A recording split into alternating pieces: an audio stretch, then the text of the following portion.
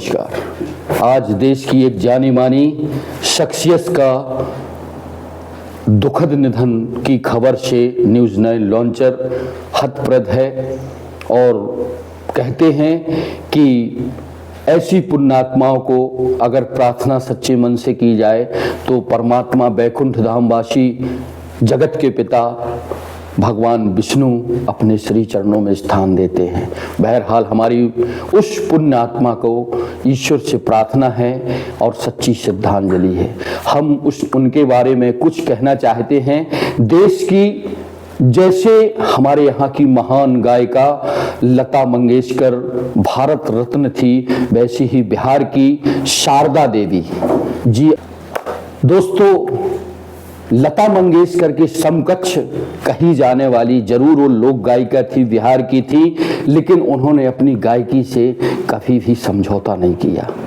शारदा सिन्हा एक ऐसा नाम था बिहार और झारखंड खासकर पूर्वी उत्तरांचल भारत में कि छठ का जो आने वाला है त्योहार, जी हाँ दोस्तों, यह उत्तर पूर्वी क्षेत्र में बड़े व्यापक पैमाने पर छठ का त्योहार यानी छठ मैया का पूजन होता है, जिसमें उगते हुए सूर्य को महिलाएं, वहां की सुहागनी महिलाएं आर्घ्य देती हैं।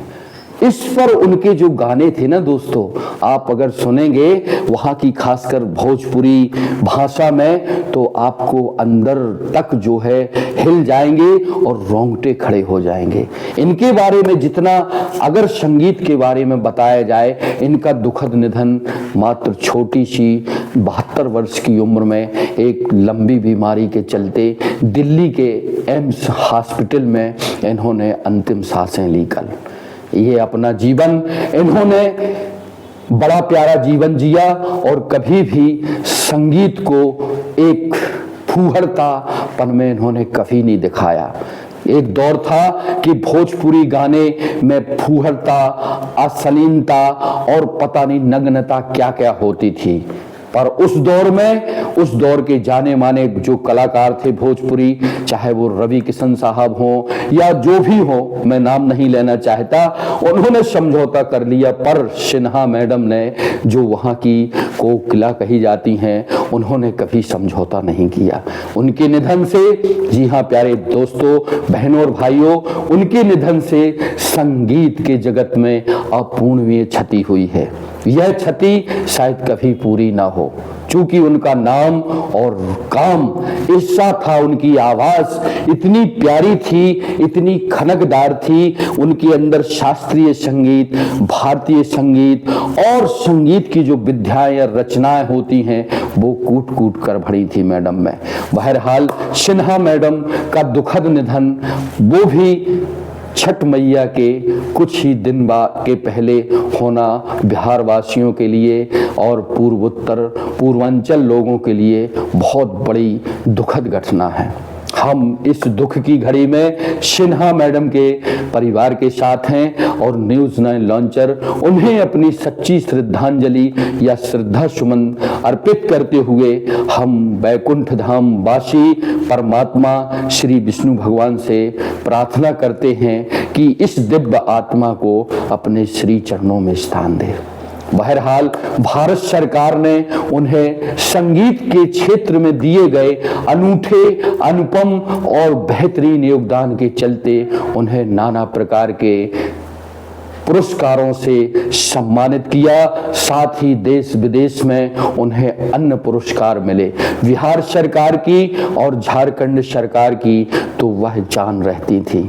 आज उनके लंबी बीमारी के दौर से गुजरने के बाद निधन होने से पूरा बिहार और उत्तरांचल सहित उत्तर पूर्वी क्षेत्रांचल सहित समूचे देश में आज शोक की लहर है।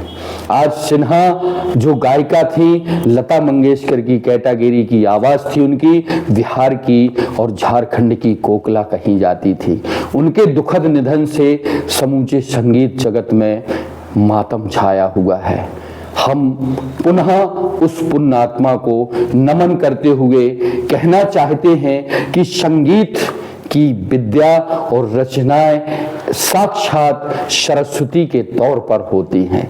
आज के गायकों के लिए सिन्हा मैडम एक जीती जागती संगीत की यूनिवर्सिटी कही जाती है। यूनिवर्सिटी यानी विश्वविद्यालय। उनसे आज के कलाकारों को और खासकर मेहनत करने वाले युवाओं को प्रेरणा लेनी चाहिए कि कैसे उन्होंने विपरीत से विपरीत परिस्थितियों में विद्या बुद्धि की देवी या संगीत की अधिराष्ट्री मां सरस्वती के उन ऋचाओं को कभी छोड़ा नहीं, कभी भी फूहड़पन या नग्नता या अपने गानों में वो चीजें ओछी लोकप्रियता के लिए उन्होंने कभी नहीं गाई। हम पुनः श्रद्धांजलि समर्पित करते हैं। सिन्हा मैडम हमारे दिलों में, हमारे देश के संगीत पर जो है विश्वास रखने वाले और बिहार और झारखंड और पूर्वी भारत के लोगों के दिलों में राज करेंगी। नमन, बहुत बहुत शुक्रिया, बहुत बहुत धन्यवाद।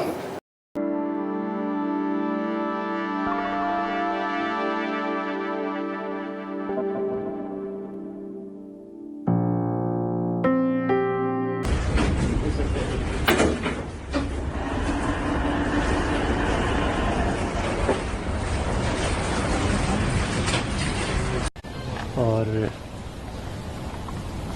नथनी भी है। उनकी नतनी भी है। ये सब परिवार यहाँ पे है।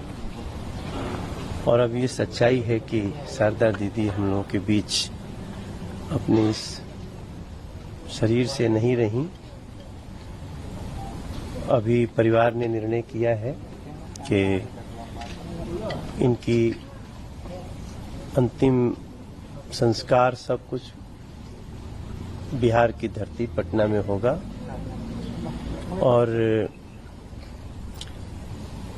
थोड़ी देर पहले प्रधानमंत्री जी ने भी घटना पे बहुत दुख व्यक्त किया है। आज बात भी किया था अंशुमन जी से, और हमें भी आया कि चल के वहां सब देखो, तो हम लोग ये सारी व्यवस्था इनकी देखेंगे।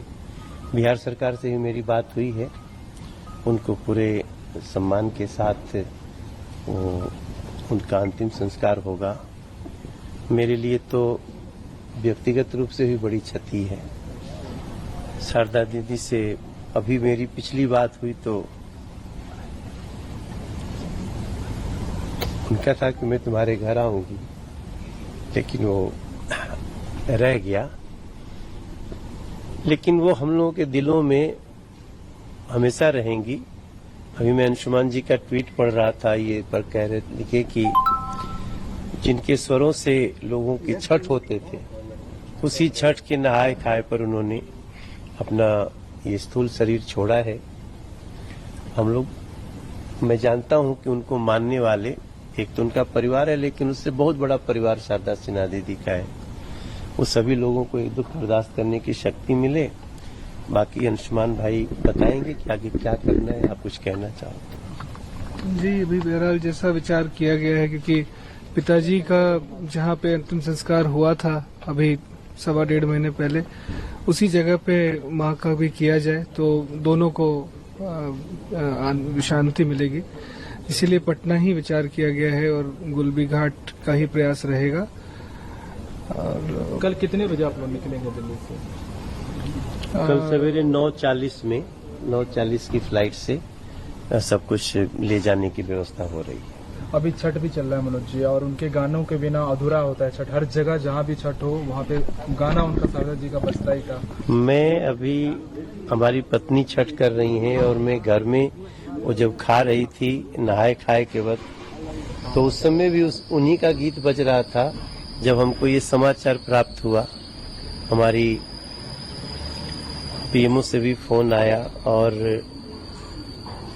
अब ये कैसा संजोग है, ये ईश्वर की क्या रचना है, हम तो सोच नहीं सकते कि ये सबके जुबान पे। अभी 3 दिन पहले हम लोग, आपने देखा होगा, मैंने एक ट्वीट भी किया था कि जब दिल्ली के सभी छठ समितियों को लोग बैठे थे तो सबने शारदा दीदी के बढ़िया स्वास्थ्य हो जाए इसके लिए प्रार्थना किया था।